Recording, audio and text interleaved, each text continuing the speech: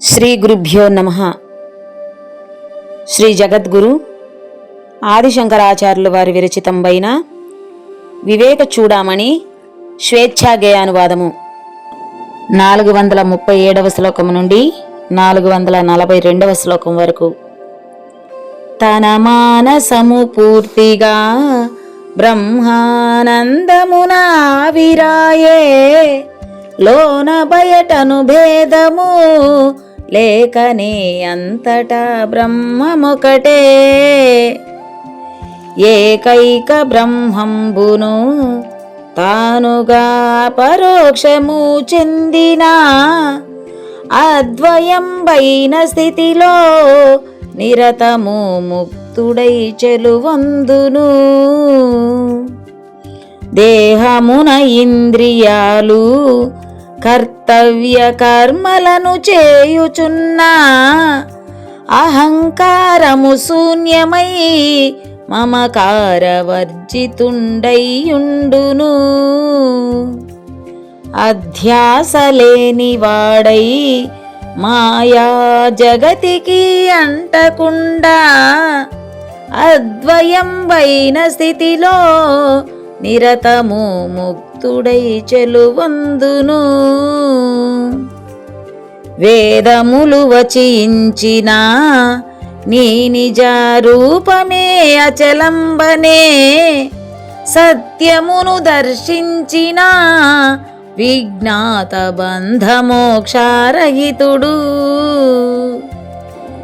లేని భ్రాంతులు లేవని భవబంధరహితమై ఉన్నందున అద్వయంబైన స్థితిలో నిరతము ముక్తుడై చెలువందును. దేహేంద్రియంబులందు తనవనే భావనే లేనందున నామరూపాలపైన ఆకాంక్ష కించిత్తును ఉండదు. వాసనా శూన్యుడైన అస్పర్శయోగి అయి ఉన్నందున అద్వయంబైన స్థితిలో నిరతము ముక్తుడై చెలువందును.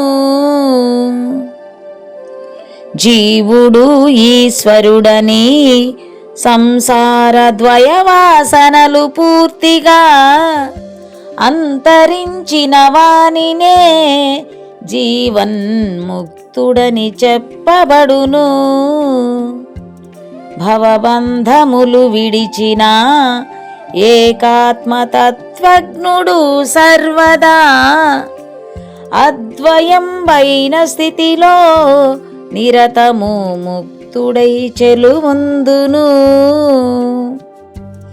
జీవాత్మ పరమాత్మలా భేదము పూర్తిగా అంతరించి బ్రహ్మ సాక్షాత్కారము చెందిన ఏకాత్ముడే బ్రహ్మము. ఏకైక బ్రహ్మంబులో రెండవది ఎన్నడూ లేనిది కదా. సృష్టికర్తకు సృష్టికి భేదము ఏ రీతి తెలియబడును.